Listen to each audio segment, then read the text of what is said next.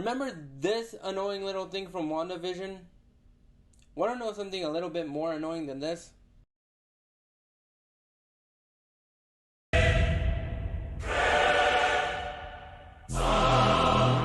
What's going on, everybody? Today we're going to be talking about Stranger Things Season 4 Part 1 and 2 in a very spoilerific kind of way. So if you have not seen Part 1 or 2, go ahead and click out of this video and save it to your watch later, so that once you get caught up, you can come back and check this video out so you can know my spoilerific thoughts on this season. And if you have seen part 1 and 2, thank you for checking this video out. Thank you for hearing my thoughts. I would like to know your thoughts on this season. If you liked it or did not like it, go ahead and drop those thoughts in the comments below. And if you like this review, go ahead and click that like and subscribe button so you don't miss out on more reviews. Click that bell notification so you can check my shining little face every time a video goes up on the channel. Now, if I talk a little bit too fast, I do apologize. It is very hot, and I'm not talking about me just physically, but I will be taking a couple sips of water every now and then just so I can be able to slow down my speech. So without further ado, let's go ahead and get started with this review. I was really looking forward to this season because I love Stranger Things. I love the first 2 seasons. The 3rd season was hit and miss for me. I liked it overall, but it's the most forgettable season of the show.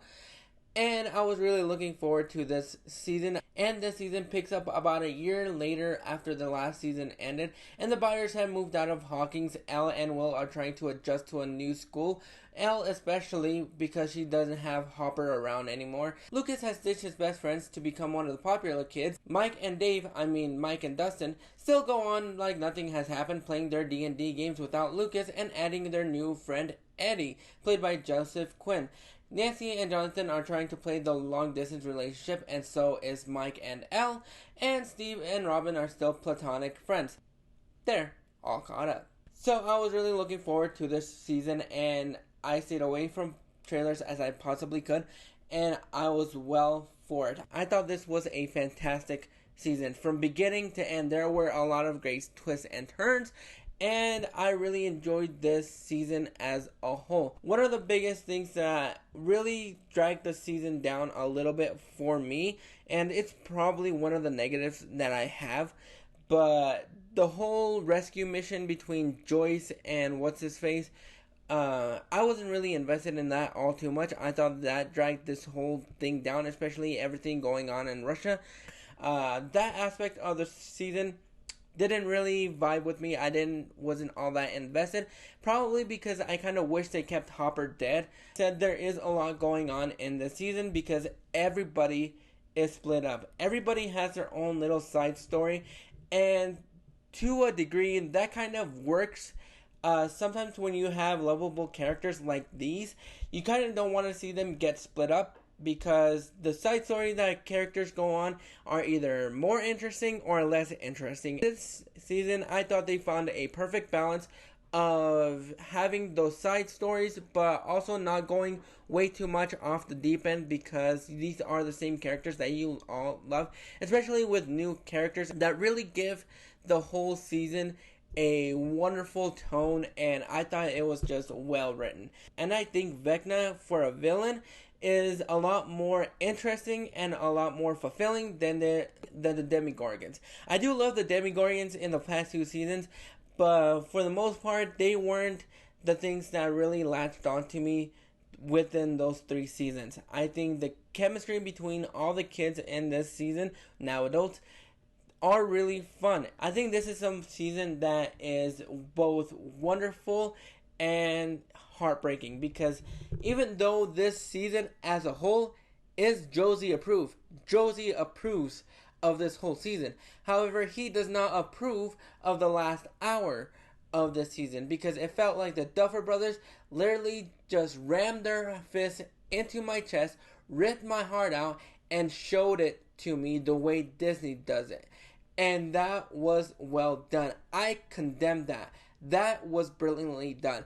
And that's something that goes on in this season. I think the way that they all have their own little section, their own little stories, I thought that was very interesting. And I like that we were able to get them split up, because it brings us to something that I personally love. And that is the fact that we get to know these characters a little bit better and understand where their mindset is at right now. We get a little backstory with Else because she apparently had a concussion, and so she doesn't really remember anything, so she gets the opportunity to get her powers back, going back in time and trying to remember what happened in that little lab that she was in, where she was being experimented on, and the way that whole thing about her killing everybody in the hospital or in the chamber or in the institute. When she goes out and demolishes everybody, it's then revealed that it was one that killed everybody and not her. She's always had that guilt where she felt like she was responsible for everybody's death, even though it wasn't her fault. And I thought that was something that was done brilliantly in the first episode, where in the first 8 minutes you see all this chaos, all this intense structure that is going on, and you really get a sense of what this season is going to be. And one thing that really compelled me about this season was the villain, Vecna, who later we find out is one. Especially when you go into his backstory about the reason he became a villain. I'm not saying that he was right, because I understand, everybody, for after you get out of high school, all you do is eat, work, sleep. That's everything that you are basically programmed to do. And he doesn't see it that way. He sees it in a different way. He wants to go a different path. However, everybody around him doesn't see the potential that he has, so he ends up killing his mother, his sister, and he frames his dad for a crime that he didn't do. When you have villains that are doing the things that they think is right, that is something that makes these villains a little bit more compelling and a little bit more scary. And you also have the little long distance relationship between Mike, where during spring break he goes over to see Elle because he is missing her like crazy. However, I've never been very interested in him outside of Stranger Things, except for in the first It movie.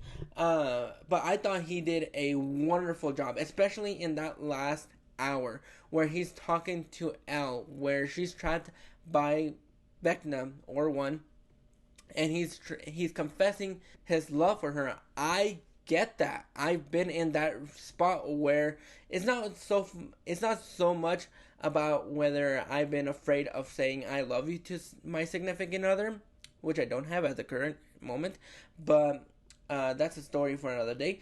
But I get the fact that he is able to remember every little detail, every single thing that he has been through, because that has been me from time to time. Every person that I've been with, I remember the moment that we've shared and everything. And he was always he's been afraid that if he says I love you, then she's not going to need him anymore. And I thought that was probably the most emotional part in the season that I've had, or in the entire show. This was one of the moments, and I think Finn Wolfhard does a really good job of emoting those emotions, and it shows that and this season, especially that last hour, has shown that everybody in this show has grown, not just in age, but they've grown in acting wise, because you can cookie cutter, you can pick out whether they were good or bad in the last 3 seasons, but in this season, they gave it their all, especially if they knew that season 5 was going to be their last ride. They were giving it their all, especially in that last hour, and it shows. I thought it was fun. I thought they were fantastic. I thought everybody did a really good job of emoting those emotions and making us feel for these characters, because even though we had that in the other 3 seasons, we've never actually felt it to a degree that we feel it in this season, and that was something that was very compelling to me, and that's something that I will probably rewatch the most, because maybe the last episode is the one that I'm going to be rewatching more, because I just love the way that this season ended. I love the fact that we were able to have this whole story wrapped up in a bow just perfectly, even if some characters in this season weren't as compelling as they have been in the other 3 seasons. it all wrapped up in a nice little bow, but it also made us question what's going to be coming to Hawkins in the next season. And it keeps us theorizing about what may happen. And that's something that the Duffer Brothers have been able to do very well. They've been able to end the season, but also ask questions about what's going to happen in the next season. And I think one of the best things about this season is the new addition of Eddie, played by Joseph Quinn. I thought he was fantastic. When he first showed up and he was hanging out with Chrissy, I thought he was going to be involved in the villain's bigger scheme. But he became one of the fan favorites of this show. And a lot of people didn't want him to die just because of the relationship that he has with Dustin. And that's something that I think they did very well. They handled that little relationship very well.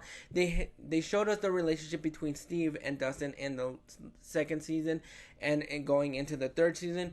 But in this time, and we get more devotion to this new character that we've never seen or been introduced to. And I thought it was brilliant. I thought he did a really good job. I really liked his really solo ending. And this is the part where I was it made me sound like a douchebag, because I kind of wanted him to die instead of Steve, because I was more emotionally attached to Steve. But I did not expect his death scene to impact me the way that it did, mostly because Dustin was around and he saw him basically die. He was holding in his arms, and the way that they handled his death scene, where Eddie is just like, hey, I didn't run, I didn't cower anymore, I was the hero. And the way that scene happened, I thought was one of the most heartbreaking and most emotional things that I had ever seen. I didn't think that I would be able to get emotionally invested in that character, mostly because I thought he was going to end up being one of the villains. But just the relationship that they built around Dustin and Eddie is one of the things that holds this season together. Because after everything happens, people are moving out of Hawkins because of what Vecna did and is planning on doing. And you just go to the high school and everybody is hanging up their missing posters, and you see Eddie's uncle just like take down one that was graffitied over, because a lot of people make him out to be the villain because of douchebag McGee over here saying that he was part of this cult. And the way that Dustin sees his uncle putting up that poster and letting his uncle know that he did not die a coward, that he died a hero, that he wished everybody was able to see the Eddie that Dustin saw. I thought it was emotionally gripping. I'm getting choked up over it again. Even though a lot of death scenes have gotten to me, there has never been a death scene where I was emotional while talking about a death scene. The way that they handled the relationship between Max and Lucas in the season was amazing. And the way that they handled that relationship between Lucas and Max in the season, where she basically still they both have feelings for each other still, and they want to be able to grow that. Even though he did a really good job in the other 3 seasons, and I'm sorry if I keep saying all the other 3 seasons, but in the past, I was never one to connect with him. I think he would be at the bottom of the list of people that I was being able to get emotionally attached to. But you see his progression grow, and you understand why he is wanting to be one of the popular kids, because he doesn't want to be seen as this dork, this geek that everybody wants to pick on. Even in that last season, Caleb McLaughlin gave one of the best performances that I've ever seen from him in this show. And I say in this show because I've only seen him in this show. I've never seen him outside of anything. I almost got the chance to meet him once, but I took a pass. Maybe next time. But the way that he holds Max when she is just being killed by Vecna in this season, in the last hour, it was emotionally draining, and you felt it. You felt the emotions in this show, in this season, and I thought that was one of the best parts of this season, because even though everybody has their own little missions that they go on, their little side quests, it was just a fantastic and phenomenal season. Even though, like I said, I was not a fan of Joy's going to get Hopper and everything that was happening to Hopper in Russia, I was not a big fan of that. I think you could have cut that out, or you could have killed off Hopper. I thought it was a fantastic season. I thought it wrapped everything up beautifully, and I am really excited to see what season 5 has to hold, because it is going to be an intense ride. A lot of shows don't nail their series finales. But after watching the season finale for this season, I have a lot more confidence I have a lot more confidence in everybody behind this project because of what happened in this season. If this season was going to be the last season, I would not be expecting an emotional ending to this show. I would not have been expecting this, but now that we got this, I am really excited for season 5. I hope it doesn't take 2-3 years. Understandably, why this season took 2 or 3 years for it to come out, but I'm really hoping that season 5 doesn't come out in 2 or 3 years. I hope they are able to turn it around really quick, but don't rush it. We are going to be patient, and it's probably going to break records again. And I was a big fan of the season, a lot bigger than I actually thought that I was going to be, because like I said, I didn't watch any trailers. I didn't expect a lot from this season. I expected some fun and a cool villain, but like I said, I didn't watch any trailers, so I didn't know anything about Eddie. I didn't know anything about the newcomers that we have. Will's brother's friend, I didn't know anything about him. I didn't know what missions we were going to go on. But that was one of the best things going into this season, was the fact that I was able to go into this season without expecting too much. And I was pleasantly surprised by the most emotional and heartbreaking season that we had so far. And I am really excited for what's to come in season 5. Because if it's as emotional as it is in this season, I'm pretty sure Al isn't too long for this world.